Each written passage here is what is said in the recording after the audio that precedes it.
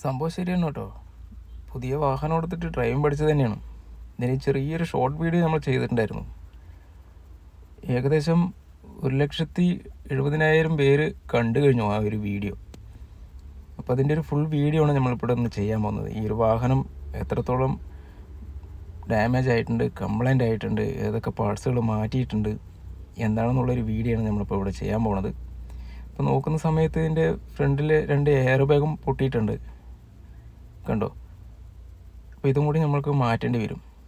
Right side ഇടിച്ചത് കൊണ്ട് തന്നെയാണ് ഈ ഒരു എയർ ബാഗ് പുറത്തേക്ക് വന്നത്. അപ്പോൾ നോക്കുന്ന സമയത്ത് ഈ ഒരു ബമ്പർ ഇങ്ങോട്ട് അഴിച്ചെടുത്താലേ നമ്മൾക്ക് അതിൻ്റെ ഉള്ളിലുള്ള പാർട്സുകൾ എന്തൊക്കെ പോയിട്ടുണ്ടോ എന്നുള്ളത് അറിയാൻ പറ്റുള്ളൂ. ആ ബമ്പർ ഇങ്ങോട്ട് അഴിക്കാം. അതിന് മുന്നോടിയായിട്ട് ഈ ബാറ്ററി നൈറ്റിയൊക്കെ ഒന്ന് അഴിച്ച് മാറ്റാം. ഫ്രണ്ട് ബമ്പർ അഴിച്ച് നോക്കുമ്പോൾ ശരിക്കും അതിൻ്റെ അപ്പുറമാണ് ചെറുതായിട്ടൊരു ബെൻഡ് വന്നിട്ടുണ്ട്. റൈറ്റ് സൈഡത്തെ ആ ഒരു ബമ്പർ പിടിപ്പിക്കുന്ന ഒരു പാനലുണ്ട്, ആ പാനലും ചെറുതായിട്ടൊന്ന് ബെൻഡായിട്ടുണ്ട്. അതും കൂടി റീപ്ലേസ് ചെയ്യേണ്ടി വരും. അത് നമുക്ക് ചെയ്യാം, അത് നിസ്സാര വിലയേ ഉള്ളൂ അത്. പിന്നെ എൻ്റെ വയറിംഗ് കിറ്റ് നോക്കുന്ന സമയത്ത് അത് ചെറുതായിട്ടൊന്ന് ചതഞ്ഞിട്ടുണ്ട്. അപ്പോൾ ആ ഒരു വയറിംഗ് കിറ്റും നമ്മൾക്ക് മാറ്റേണ്ടി വരും. എയർ ബാഗ് പൊട്ടിയത് കൊണ്ട് തന്നെ എൻ്റെ എയർ ബാഗിലേക്ക് വരുന്ന എല്ലാ വയറിംഗ് കിറ്റുകളും നമ്മൾ മാറ്റേണ്ടതുണ്ട്. അതും കൂടി നമ്മൾ മാറ്റും. ഈ കാണുന്ന അപ്പുറമാണ് ചെറുതായിട്ട് ബെൻഡായിരിക്കുന്നത്. നമുക്കത് അവിടെ നിന്ന് അങ്ങോട്ട് കട്ട് ചെയ്ത് കളഞ്ഞിട്ട് ആ ഒരു ഭാഗം മാത്രം മാറ്റാം കേട്ടോ. ഇതിൽ കംപ്ലൈൻ്റ് ആയിരിക്കുന്ന പാർട്സുകൾ എന്തൊക്കെയോ വെച്ച് കഴിഞ്ഞിട്ടുണ്ടെങ്കിൽ ഇതിൻ്റെ AC condenser, radiator fan, AC പോകുന്ന ആ ചെറിയ പൈപ്പുണ്ട്, ആ ഒരു പൈപ്പെല്ലാം കംപ്ലൈൻ്റ് ആയിട്ടുണ്ട്. അതും കൂടി മാറ്റേണ്ടി വരും. ബോണറ്റ്, പിന്നെ ഇതുണ്ട് ഈ ഒരു പാനലാണ് ഞാൻ പറഞ്ഞത്. ഈ ഒരു സാധനം കൂടി കട്ട് ചെയ്ത് നമ്മളിങ്ങനെ മാറ്റിയിട്ടുണ്ട്, കണ്ടോ, അടിയത്തെ ആ ക്രോസും. പിന്നെ ബാക്കി ഏത് പാർട്സും കംപ്ലൈൻറ്റ് കാണുന്നില്ല. മെക്കാനിക് പാർട്സുകൾക്കൊന്നും ഒരു കംപ്ലൈൻറ്റും ഇല്ല. ബമ്പറും കൂടി നമുക്ക് മാറ്റേണ്ടി വരും. ഇത് കണ്ടോ. ഇപ്പം നമ്മൾ സെറ്റ് ചെയ്ത് വെച്ചിരിക്കുന്ന അലൈൻമെൻറ്റ് കാര്യങ്ങളൊക്കെ നോക്കാനായിട്ട് ഇങ്ങനെ സെറ്റ് ചെയ്ത് വയ്ക്കും. പിന്നെ ഇതിൻ്റെ ലെഫ്റ്റ് സൈഡിലുള്ള ഹെഡ്ലൈറ്റിന് അധികം കംപ്ലൈൻ്റ് ഇല്ല. അപ്പോൾ അത് നമുക്ക് ചെയ്യേണ്ട. നമുക്ക് റൈറ്റ് സൈഡാണ് ഏറ്റവും കൂടുതൽ കംപ്ലൈൻറ്റ് വന്നിരിക്കുന്നത്. ആ റൈറ്റ് സൈഡിലെ ആ ഒരു ഹെഡ്ലൈറ്റും കൂടി നമുക്ക് മാറ്റണം. ഗ്യാപ്പ് കറക്റ്റാണ്, കണ്ടോ. ആ ഒരു ഫെൻഡറും നമുക്ക് മാറ്റേണ്ടി വരും. അതും കൂടി മാറ്റി നമ്മൾ സെറ്റ് ചെയ്ത് വെച്ചിട്ടുണ്ട്. ഗ്യാപ്പെല്ലാം വളരെ കറക്റ്റാണ്. ഇനി നമുക്ക് ഈ ഒരു വാഹനം ഇതിൻ്റെ ഉള്ളിലൊക്കെ ഒന്ന് പെയിൻ്റ് അടിക്കാനായിട്ട് കൊടുക്കാം. പെയിൻ്റ് അടിച്ചു, ഇതുണ്ടോ. ആ ഒരു ഭാഗം കട്ട് ചെയ്ത് നമ്മളെടുത്ത് വൃത്തിയായിട്ട് പെയിൻറ്റ് ചെയ്ത് റേഡിയേറ്റർ, കണ്ടൻസർ, അതിൻ്റെ പൈപ്പുകളെല്ലാം നമ്മൾ സെറ്റ് ചെയ്തിട്ടുണ്ട്. ഇതൊക്കെ പുതിയതാണ് കേട്ടോ. ഇതാണ് ലെഫ്റ്റ് സൈഡ്. അപ്പോൾ ആ ഒരു ഭാഗം ക്ലിയറാക്കി വെച്ചിട്ടുണ്ട്. ഇനി നമ്മൾക്ക് ഇതിൻ്റെ ഫെൻഡർ എല്ലാം ഈ ഒരു ഡോറ് നമുക്ക് തുറക്കാൻ കഴിയുന്നുണ്ടായിരുന്നില്ല. ആ ഒരു സംഭവം കൂടി നമുക്ക് ചെയ്യേണ്ടി വരും. അതുകൊണ്ടാണ് അതും കൂടി നമ്മൾ ചെയ്യുന്നത്. ചെറിയ സ്ക്രാച്ചുകളൊക്കെ ആ ഡോറിലും വന്നിട്ടുണ്ട്, ആ ഇടിയുടെ ആ ഒരു ആഘാതത്തിലേ. അപ്പോൾ അതും കൂടി നമ്മൾ ചെയ്യാം. പിന്നെ ഈ ഒരു ഫെൻഡറിൽ നോക്കുന്ന സമയത്ത് ലെഫ്റ്റ് സൈഡിലെ ഒരു ഫെൻഡറും ചെറുതായിട്ട് സ്ക്രാച്ചസ് കണ്ടിട്ടുണ്ട്. അപ്പോൾ അതും കൂടി നമുക്ക് ചെയ്ത് കഴിഞ്ഞിട്ടുണ്ടെങ്കിൽ ആ ഒരു ഭാഗം വൃത്തിയാവും. അപ്പോൾ അതും കൂടി നമ്മൾ ചെയ്യുന്നുണ്ട്. പിന്നെ എൻ്റെ ബമ്പർ നമ്മളതെല്ലാം അഴിച്ചെടുത്തിട്ടുണ്ട്. അത് വൃത്തിയായി ക്ലീൻ ചെയ്ത് ചുരണ്ടി വൃത്തിയാക്കി വെച്ച് അത് പെയിൻറ്റ് ചെയ്യാം. എൻ്റെ ബോണറ്റ് പെയിൻറ്റ് ചെയ്യേണ്ടി വന്നു, അത് നമുക്ക് ചെയ്തു. ബമ്പർ പെയിൻറ്റ് ചെയ്ത് ഉണങ്ങാൻ വെച്ചിരിക്കുകയാണ്. ബൂത്തിലാണ് നമ്മളിതെല്ലാം പെയിൻ്റ് അടിച്ച് വെക്കണം കേട്ടോ. 2 ഫെൻഡർ.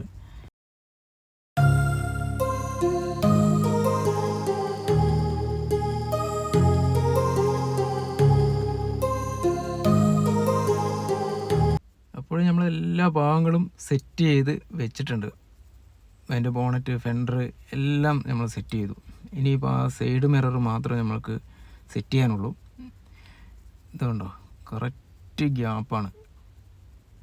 നമ്മളൊരു പുതിയ വണ്ടി എങ്ങനെയാണോ നമ്മൾ ഷോറൂമിൽ നിന്ന് ഇറക്കുന്ന ആ ഒരു കണ്ടീഷനിലാണ് അലൈൻമെൻ്റ് അടക്കം വൃത്തിയായി ചെയ്തിട്ടുണ്ട്. ഇനി നമുക്ക് ഈ ഒരു വാഹനം ഒന്ന് ഫുള്ളായിട്ടൊന്ന് വാഷ് ചെയ്തെടുക്കാം. വാഷ് ചെയ്ത് കഴിഞ്ഞ് ഇനി നമുക്ക് ചെറുതായിട്ടൊന്ന് വണ്ടി ഓട്ടിച്ചും കൂടി നോക്കണം, വേറെ വല്ല കംപ്ലൈൻറ്റുകൾ വല്ലതും ഉണ്ടോ എന്നുള്ളത് അറിയാനായിട്ടേ. മെക്കാനിക് പാർട്ടിനൊന്നും അധികം കംപ്ലൈൻ്റ് ഒന്നും വന്നിട്ടില്ല, ഒന്നും മാറ്റേണ്ടി വന്നിട്ടില്ല. My heart rages around like an ocean in my head, because there are so many things that I let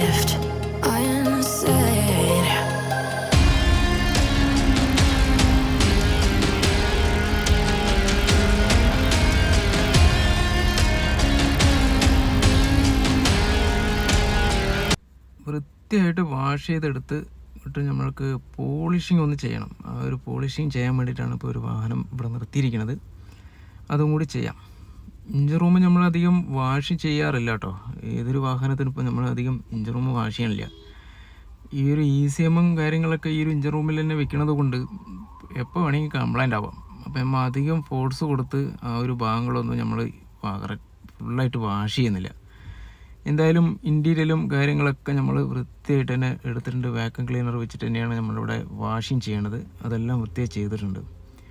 പിന്നെ ഇതിൻ്റെ സെറ്റിങ്സ് എന്ന് പറയുമ്പോൾ കണ്ടോ, ഫ്രണ്ട് ബമ്പർ, ആ ഒരു ബമ്പറിൽ ആ ഒരു ബസൽ ഫോഗ് ലാമ്പിൻ്റെ ബസലാണത്. നമുക്ക് ഈ ഒരു വാഹനത്തിന് ഫോഗ് ലാമ്പ് ഇല്ല, വേണമെന്നുണ്ടെങ്കിൽ അഡീഷണലായിട്ട് സെറ്റ് ചെയ്യാം. അതിൻ്റെ ഹെഡ് ലൈറ്റ്, ഈ ഒരു ഫെൻഡർ, ഇതെല്ലാം നമ്മൾ പെയിൻറ്റ് ചെയ്ത് പോളിഷ് ചെയ്ത് വെച്ചിരിക്കുന്നതാണ്.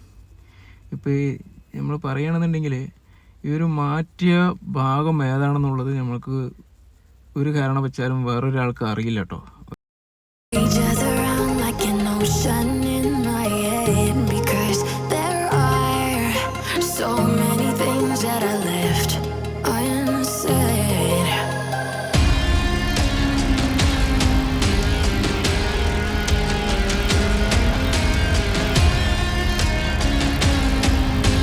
ഈ ഒരു വാഹനം പണി കഴിയാനായിട്ടേ ഏകദേശം 1,60,000 രൂപ ആയിട്ടുണ്ട്.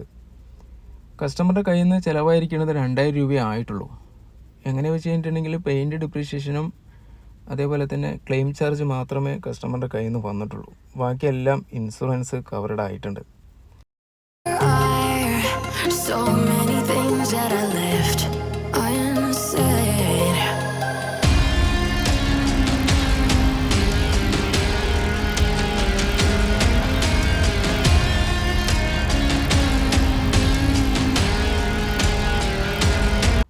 കണ്ടോ, നല്ല ഫിനിഷിങ്ങിനായിട്ടാണ് ഈ ഒരു വർക്ക് ചെയ്തിരിക്കുന്നത്. ഒരു പെയിൻറ്റ് എവിടെയും ഒരു ഡോട്ടോ അതേപോലെ തന്നെ പെയിൻറ്റ് ഒലിക്കുക അങ്ങനെയുള്ള സംഭവങ്ങളൊന്നും ഈ ഒരു വാഹനത്തിനില്ല. നമ്മളിവിടെ ചെയ്തു കൊടുക്കുന്നത് അത്ര വൃത്തിയായിട്ടാണ് ചെയ്യുന്നത്. പെയിൻറ്റ് ഇൻറ്റീരിയലാണ്. നമ്മൾ ആ ഒരു എയർ ബാഗ് കാര്യങ്ങളൊക്കെ മാറ്റിയത് ഇവിടെയാണ്. അതും കൂടി നമ്മൾ മാറ്റിയിട്ടുണ്ട് കേട്ടോ. I know that it's not reality. If you are echoing around inside these parallel dimensions all alone, know I'll find you in my dreams.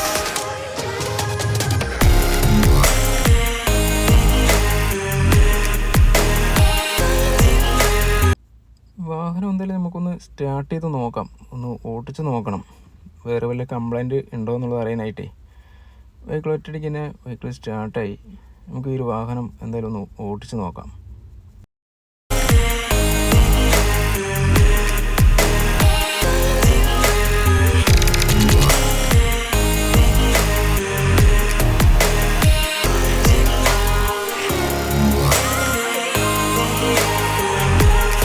നമ്മൾക്ക് ഈ ഒരു വാഹനം പണിത് കഴിയാനായിട്ട് ഏകദേശം ഒരു 1.5 ആഴ്ച എടുത്തിട്ടുണ്ട്. നമ്മൾക്ക് ക്ലെയിം കിട്ടാനായിട്ട് ഒരു 3 ദിവസം വൈകി. അതുകൊണ്ടാണ് ഇത്ര സമയമായത്. പാർട്സുകളെല്ലാം നമ്മുടെ വെയർ ഹൗസിൽ ഉള്ളതുകൊണ്ട് തന്നെ നമ്മൾക്ക് അധികം വൈകിയില്ല, വർക്ക് കംപ്ലീറ്റ് ചെയ്യാൻ സാധിച്ചു. ഈ ഒരു വർക്ക് ചെയ്തിരിക്കുന്നത് നമ്മുടെ പാലക്കാട് കണ്ണാടി ഇൻഡസ് മോട്ടോഴ്സിലാണ്. ആക്സിഡൻറ്റ് വർക്കോ മെക്കാനിക് വർക്കോ ഏത് വർക്കോ ആയിക്കോട്ടെ, താഴെ എൻ്റെ നമ്പർ കൊടുക്കുന്നുണ്ട്. ആ നമ്പറിൽ കോൺടാക്റ്റ് ചെയ്ത് കഴിഞ്ഞിട്ടുണ്ടെങ്കിൽ ഈ ഒരു വർക്ക് വൃത്തിയായി ചെയ്തു കൊടുക്കുന്നതായിരിക്കും. എൻ്റെ ഈ ഒരു ചാനൽ നിങ്ങൾ ആദ്യമായിട്ട് കാണുന്നതെങ്കിലേ ഒന്ന് സബ്സ്ക്രൈബ് ചെയ്യുക, ബെൽ ബട്ടൺ അമർത്തുക, ഷെയറും കൂടി ഒന്ന് ചെയ്യുക കേട്ടോ. ഇതേപോലെ വ്യത്യസ്ത വീഡിയോകളുമായിട്ട് ഇനി നമുക്ക് കാണാം. ഈ ഒരു വീഡിയോ നമ്മൾ ചെറിയൊരു രീതിയിലാണ് ചെയ്തിരിക്കുന്നത്. നിങ്ങൾക്ക് എല്ലാവർക്കും ഇഷ്ടപ്പെട്ടെന്ന് വരുന്നു. Thanks for watching.